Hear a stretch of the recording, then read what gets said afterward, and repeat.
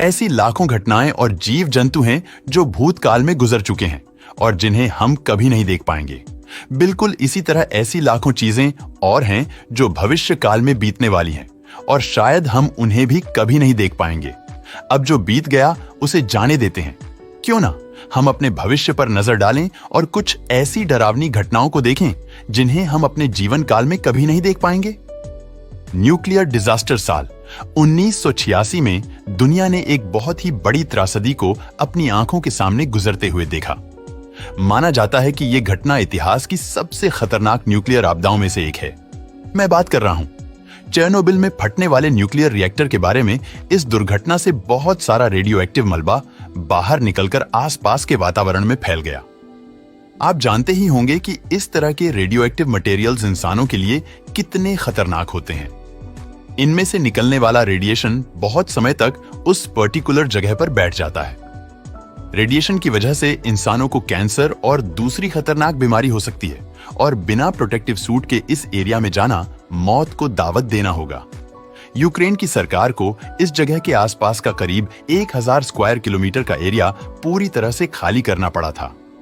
अब क्योंकि ये घटना इतनी ज्यादा हानिकारक थी कि आज के समय में वैज्ञानिक अनुमान लगाते हैं कि ये एरिया कम से कम अगले 22,000 सालों तक इंसानों के रहने लायक नहीं बनने वाला।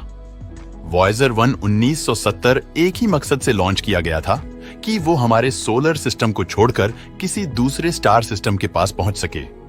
मैं आपको बता दूं कि वॉयेजर 1 आज के समय में इंसानों द्वारा बनाया गया धरती से सबसे दूर रहने वाला उपकरण है। जब वॉयेजर 1 हमारे सौर मंडल के आउटर प्लेनेट से होकर गुजर रहा था, तब पहली बार इंसानों ने जुपिटर और सैटर्न जैसे प्लेनेट्स के पिक्चर्स देखे थे। वॉयेजर 1 करीब 50 सालों से अंतरिक्ष में ट्रैवल कर रहा है, लेकिन इसके बाद भी ये धरती से सिर्फ 23 प्रकाश वर्ष दूर है।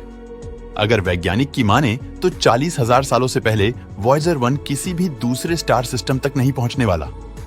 अगर कोई एलियन वॉयेजर 1 को कैप्चर करने में सफल हुए तो उन्हें इसके अंदर मिलेंगे।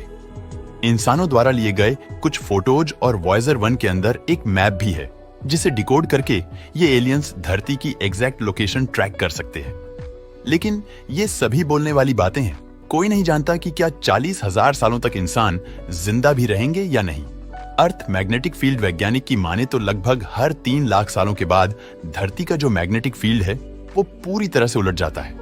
जिस जगह को आप नॉर्थ पोल कहते हो वो साउथ पोल बन जाता है और वही साउथ पोल नॉर्थ पोल में कन्वर्ट हो जाता है। लेकिन अब हैरानी की बात यह है कि बहुत लंबे समय से ऐसा हुआ ही नहीं है। माना जा रहा है कि पिछली बार इस तरह से मैग्नेटिक फील्ड का रिवर्स होना करीब 7,80,000 साल पहले हुआ था। हो सकता है कि अगले कुछ 1000 सालों में धरती का मैग्नेटिक फील्ड पूरी तरह से बदल जाए, या ऐसा भी हो सकता है कि यह घटना कल ही घटित हो जाए। मुझे आपको यह बताने की जरूरत नहीं है कि अगर धरती का मैग्नेटिक फील्ड रिवर्स हो जाता है तो इंसानों का क्या होगा। धरती पर जियोमैग्नेटिक स्टॉर्म्स आने लगेंगे और इंसानों की प्रजाति तुरंत नष्ट हो जाएगी। चलिए हम दुआ करते हैं कि यह घटना कम से कम हमारे समय काल में तो ना ही घटे। सुपरनोवा एक्सप्लोजन, जब एक सुपरनोवा एक्सप्लोजन होता है, या ऐसा कह सकते हैं कि जब एक बड़ा सा तारा अपनी लाइफ साइकिल खत्म करके ब्लास्ट होता है, तो जिस तरह के नजारे देखने को मिलते हैं उस तरह के नजारे को शायद ही इस दुनिया में कोई देख पाएगा। यह ब्लास्ट इतना ताकतवर होता है कि इसके शॉक वेव्स पूरी गैलेक्सी में ट्रैवल करते हैं।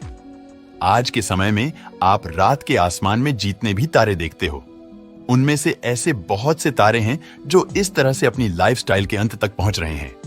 अगर 2 स्पेसिफिक तारों की बात करें तो और बीटलजूस तारे माना जा रहा है कि अगले 10 लाख सालों में ये दोनों तारे जरूर सुपरनोवा हो जाएंगे।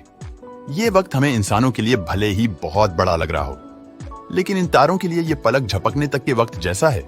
जब एक तारा सुपरनोवा होकर फटता है तो वो आकाश में बहुत ही तीव्र गति से रोशनी छोड़ता है। माना जाता है कि ये रोशनी करीब 3 महीने तक लगातार चलती रहेंगी और दिन के समय में भी आप आराम से इसे देख पाएंगे। अगर हम अपने जीवन काल में ये खूबसूरत नजारा देख लें तो हम कुछ बहुत ही स्पेशल इंसानों की कैटेगरी का हिस्सा बन जाएंगे। आपको जानकर हैरानी होगी कि एक समय पर इंसानों ने सुपरनोवा एक्सप्लोजन को अपनी आंखों से देखा भी है। बस फर्क ये है कि उस समय में उन्हें पता नहीं था कि आखिर ये क्या हो रहा है। साल 1604 में एस्ट्रोनॉमर जोहानस कैपलर ने अनोखे दृश्य को अपनी आंखों से देखा था, लेकिन उस समय में उन्हें लग रहा था कि वो असल में एक तारे को पैदा होते हुए देख रहे हैं। गैलेक्सी कोलिजन आप जानते ही हो कि हम जिस गैलेक्सी में रह रहे हैं उसका नाम मिल्की वे है। हमारी मिल्की वे गैलेक्सी एक स्पाइरल गैलेक्सी है और ऐसी हजारों लाखों स्पाइरल गैलेक्सीज ब्रह्मांड में अलग अलग जगहों पर मौजूद हैं। हमारी गैलेक्सी की पड़ोसी गैलेक्सी है एंड्रोमेडा गैलेक्सी। मैं आपको बता दूं कि ये दोनों ही गैलेक्सीज बहुत ही तेजी से एक दूसरे की ओर बढ़ रही है। वैज्ञानिक की माने तो इन दोनों के बीच का डिस्टेंस अभी 2.5 मिलियन लाइट ईयर्स का है। करीब 2 मिलियन सालों के बाद जब आप आकाश में देखोगे तो एंड्रोमेडा गैलेक्सी का डिस्क आपको अपनी तरफ आते हुए दिखाई देगा। 3.5 बिलियन सालों के बाद एंड्रोमेडा गैलेक्सी हमें रात के आकाश में क्लियरली दिखाई देगी। 4 बिलियन सालों के बाद ये दोनों ही गैलेक्सीज एक दूसरे में मिल जाएंगी। जब वो फाइनली दोनों ही गैलेक्सीज एक दूसरे से टकराएंगी तो एक सेकंड में हम जिस दुनिया को पहचानते हैं उसका रंग रूप बदल जाएगा। ये बिल्कुल ऐसे होगा जैसे सभी तारों और प्लेनेट को एक बैग में भरकर जोर से हिला दिया गया हो। अगर तब तक इंसान बचे भी तो इस घटना में तबाह हो जाएंगे, लेकिन चांसेस है कि इंसान तो इस घटना के घटने से बहुत पहले ही विलुप्त हो चुके होंगे। चंद्रमा, हर साल हमारा चंद्रमा धरती से करीब 5 सेंटीमीटर दूर चला जाता है। इस घटना से होता यह है कि हमारी धरती का रोटेशन धीरे धीरे स्लो होता जाता है। मैं जानता हूं कि 5 सेंटीमीटर बहुत ही कम डिस्टेंस है, लेकिन बिलियन सालों के बाद यह डिस्टेंस बहुत ही ज्यादा हो जाएगा।